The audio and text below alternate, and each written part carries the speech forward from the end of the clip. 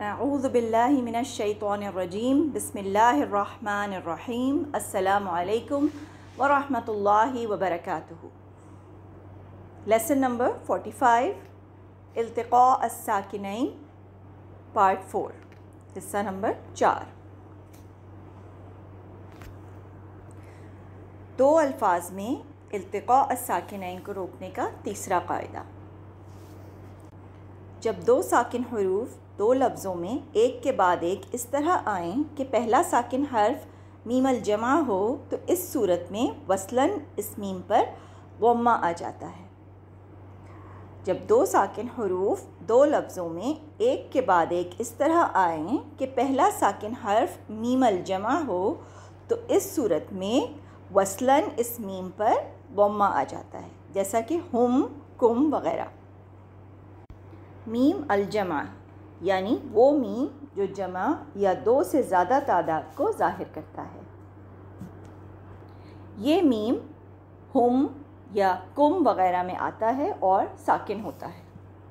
چنانچہ جب دو الفاظ میں دو ساکن حروف ایک کے بعد ایک اس طرح آئیں کہ پہلا ساکن حرف میم الجمع ہو تو اس صورت میں وصلاً میم پر ضمہ آ جاتا ہے، جیسا کہ ہم نے ہم یا کم کی مثال دی تھی۔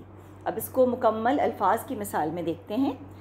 لفظ ہے ہم اور المفلحون، یعنی دو الفاظ ہیں برابر برابر۔ پہلا لفظ ہے ہم اور دوسرا ہے المفلحون۔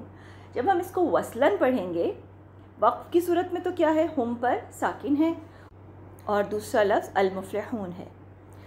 اصلاً یہ میم ساکنہ ہے کیونکہ ہم کوئی لفظ نہیں بلکہ ہم یا کم ہے۔ اصل الفاظ میں میم ساکن ہوتا ہے، لیکن وصلاً جب دو ساکن حروف ایک ساتھ آ رہے ہیں، کون سے دو ساکن حروف ہیں؟ ہم کا میم ساکنہ اور المفلحون کا لام ساکنہ۔ جب ہم اس کو وصلاً پڑھیں گے تو وصلاً پہلا پڑھا جانے والا حرف لام ساکنہ ہوگا، کیونکہ حمزۃ الوصل کو ہم وصلاً نہیں پڑھتے، لہٰذا دو ساکن ساتھ ساتھ آ رہے ہیں، میم ساکنہ اور لام ساکنہ۔ ان دو ساکن حروف کو ملنے سے روکنے کے لیے اس میم پر ضمہ آ جاتا ہے اور اس کو ہم المفلحون پڑھا جاتا ہے، ہم المفلحون۔ اسی طرح دیکھیے دو الفاظ ہیں انفسکم استکبرتم۔ یہ دو الفاظ ایک کے بعد ایک قرآن میں آ رہے ہیں۔ ان میں پہلا جو ہے انفسکم، اس میں میم ساکنہ ہے، کم کا میم ساکنہ جو کہ میم الجمع کو ظاہر کرتا ہے، اور اگلے لفظ کا وصلاً پڑھا جانے والا حرف جو ہوگا وہ سین ساکنہ ہوگا، کیونکہ یہاں پہ بھی حمزۃ الوصل ہے اور وہ وصل کی صورت میں نہیں پڑھا جائے گا، لہٰذا وصلاً انفسکم کے میم پر ضمہ آ جائے گا، انفسکم استکبرتم، یعنی کہ میم کو عارضی ضمہ دے دیا گیا۔ ایک اور مثال دیکھیے، عنہم العذاب۔ یہ قاعدہ تحریک کا ہے، یہ جو تیسرا قاعدہ ہے یہ بھی تحریک کا قاعدہ ہے۔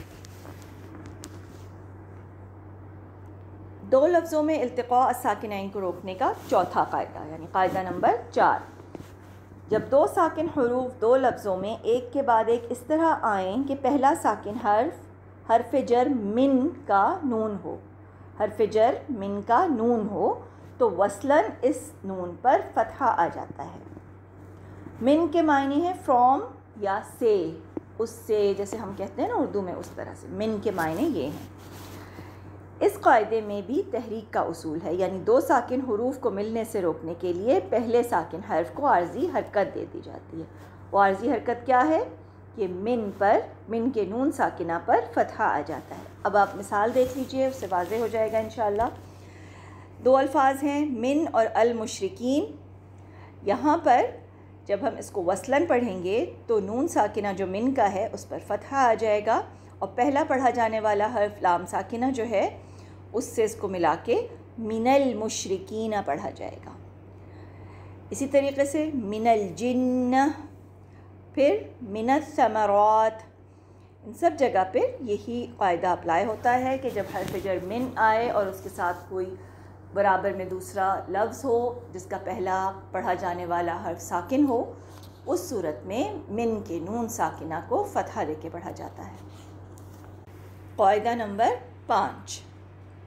یہ قاعدہ قرآن میں سورہ آل عمران آیت نمبر 1 اور 2 کو وصلاً پڑھنے سے متعلق ہے، یعنی یہ کہیں اور لاگو نہیں ہوتا، یہ صرف ایک ہی مقام پر اپلائی ہوتا ہے۔ جب سورہ آل عمران کی پہلی 2 آیات کو ملا کر پڑھا جائے تو الف لام میم کے میم پر فتحہ دے کر پڑھا جاتا ہے۔ آیات اگر ہم دیکھیں، الف لام میم، اللہ لا الہ الا هو الحی القیوم، یہ 2 آیات ہیں۔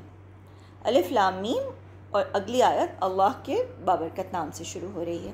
جب ہم اس کو وصلاً پڑھیں، یعنی کہ اگر ہم اس کو جوائن کر کے پڑھیں دونوں آیات، کیونکہ کئی دفعہ قرآن میں یہ پریکٹس بھی ہوتی ہے کہ ہم آیات ملا کے پڑھ جاتے ہیں، تو اس کو ملا کے پڑھنے کی صورت میں آخری حرف جس کی آواز آ رہی ہے ہمیں میم میں، وہ جب ہمیں کھول کے پتہ ہے نا کہ کس طرح لکھا جاتا ہے، الف کا حمزہ لام اور فا، اسی طریقے سے لام کا لام الف اور میم، اور جب ہم میم کو کھول کے لکھیں گے تو میم یا میم، تو یہ جو میم یا میم ہے اس کو اگر ہم دیکھیں تو آخری حرف اس کا میم ساکنہ بنتا ہے، اور اگلے لفظ کا پہلا پڑھا جانے والا حرف لام الجلالہ کا لام ساکنہ ہے، یعنی اگر میم کو کھول کے پڑھیں میم یا میم تو میم کا ساکنہ اور لام الجلالہ کا لام، ملا کے پڑھنے میں 2 ساکن حروف کی صورت میں ایک کے بعد ایک ہمیں نظر آئیں گے۔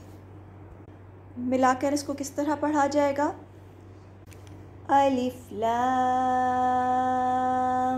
میم اللہ لا الہ الا هو الحی القیوم، یعنی میم کو فتحہ دے کر پڑھا جائے گا۔ امید ہے کہ آج کے پڑھائے جانے والے تینوں قواعد سمجھنے میں آسان ہوں گے، بالکل بھی مشکل نہیں ہیں، خاص طور پہ جب ہم ان کو قرآن میں سملر الفاظ پر اپلائی کرتے ہوئے دیکھیں گے، یعنی ان کا جب ہم استعمال کرتے ہوئے ان کو دیکھیں گے تو ہمیں معلوم ہو جائے گا کہ وہ بہت آسان ہیں، چھوٹی چھوٹی چیزیں ہیں یاد رکھنے کی، انشاءاللہ ان کو پریکٹس کے ساتھ آپ کو یاد رکھنے میں آسانی رہے گی۔ جزاکن اللہ خیرا کثیرا واحسن الجزاء۔ السلام علیکم ورحمۃ اللہ وبرکاتہ۔